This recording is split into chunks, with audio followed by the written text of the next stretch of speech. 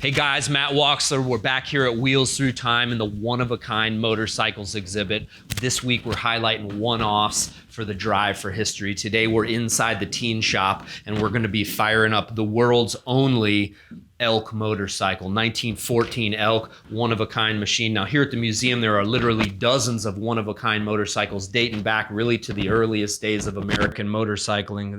The Elk here has been in the collection for about 20 years here at the museum, and it's run on very rare occasion. Now my dad purchased this bike from a good pal of his from Michigan, Mr. Dave Leitner. Dave is a collector and purveyor of all sorts and really into early motorcycles, is a great conservator and preservationist, and Dave managed to hold on to this motorcycle for many years and ended up passing it along to my dad for the collection here at Wheels Through Time. So the machine actually has a great backstory. Again, only known Elk in the entire world today, and really has a neat story. So Elk actually started out as Flanders in 1911. The Flanders Motorcycle Company started in Chelsea, Michigan, and began producing single-cylinder, belt-driven 4-horsepower machines.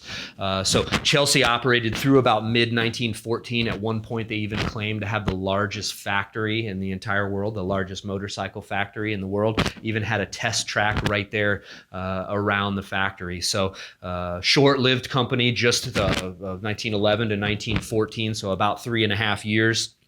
And as the story goes, when Elk went out of business, when Flanders went out of business, a fella from Elkhart, Indiana bought the remaining inventory of parts of unassembled motorcycles and assembled a few machines in Elkhart, Indiana, rebranded them as Elks, and again, today, this is the only known remaining example. Now, what we're looking at here is really kind of a crisscross between the really primitive and some early advancements that kind of set motorcycles apart from I guess it set some motorcycles apart from others. Really, we always say the term modern motorcycle was kind of redefined several times throughout history.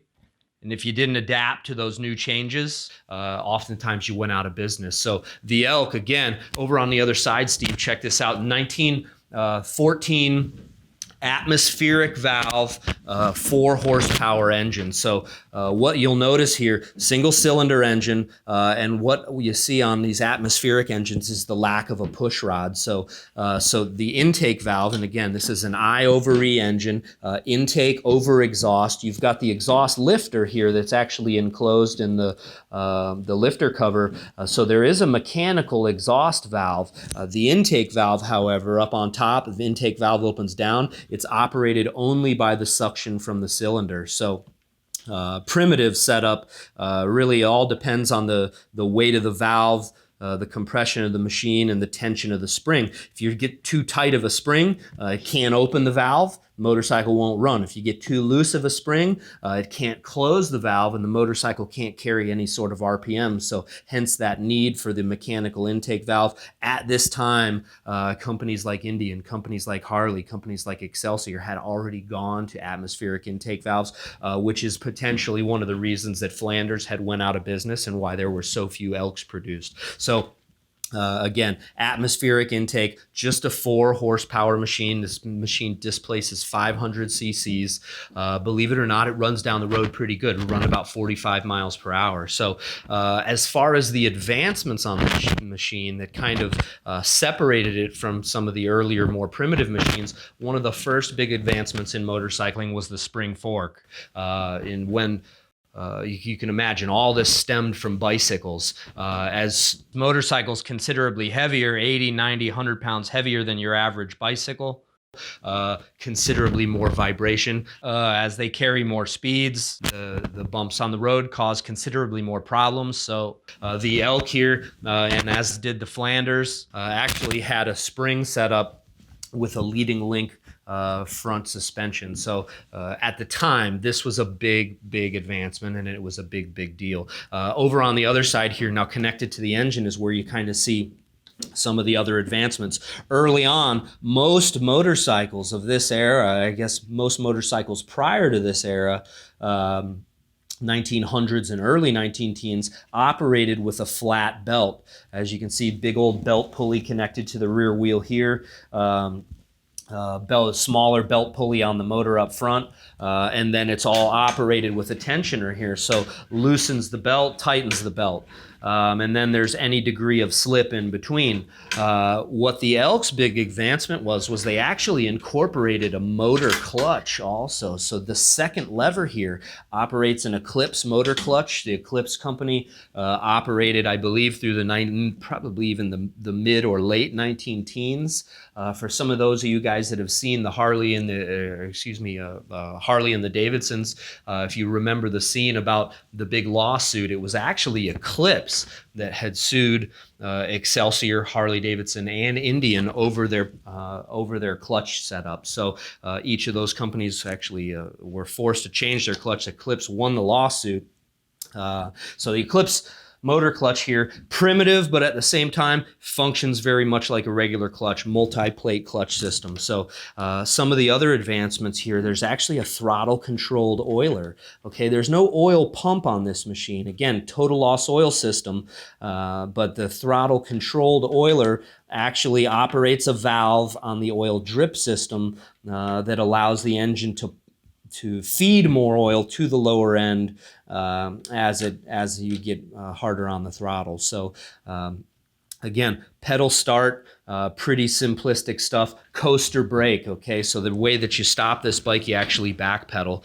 So what we're gonna do is we're gonna get this thing fired up. I've got gas in the machine, I've got oil in the machine.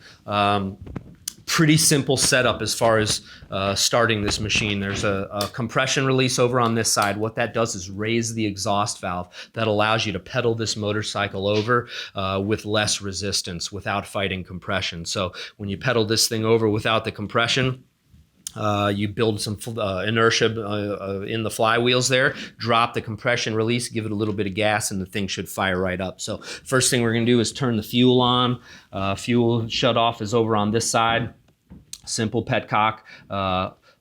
Sideways is off and up or down is on. We're also going to turn the oil drip feed on here. Now, I'm not sure if you can see this, but right here in the sight glass, you can just see the oil starting to drip on the into the lower end of the engine there. So a little bit tough to see on the camera, but yep, there you go. You got a few drips.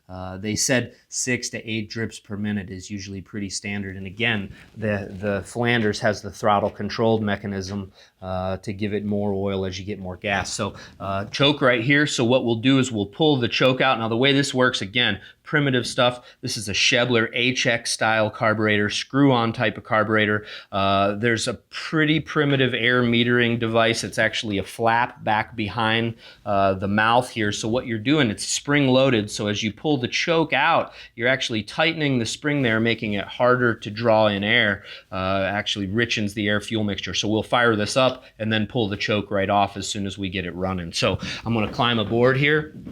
We've got the fuel on again. Oil is on. Valves are lubricated. Of course, we've got to make sure that the belt is tight, and let's fire this thing up and see how she does.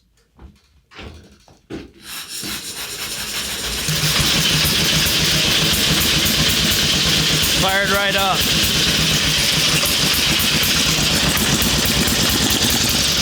Choke's off. Oh, it runs great.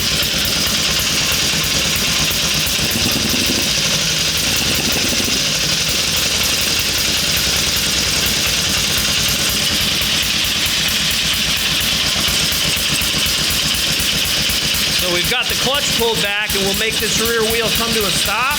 There you go. Tough to do with just the belt.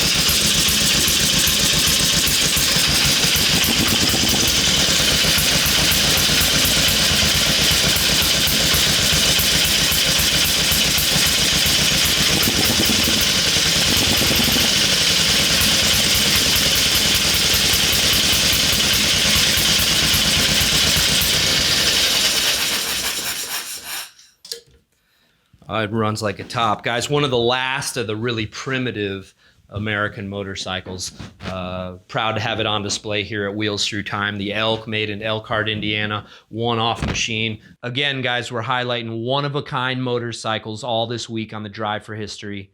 If you guys are enjoying what you see, check out our website, check out driveforhistory.com. Help make a contribution and fuel the museum that runs. Remember, every penny that you guys donate helps keep us going forward, preserving history for generations to come. Thanks for doing what you do. We'll see you tomorrow.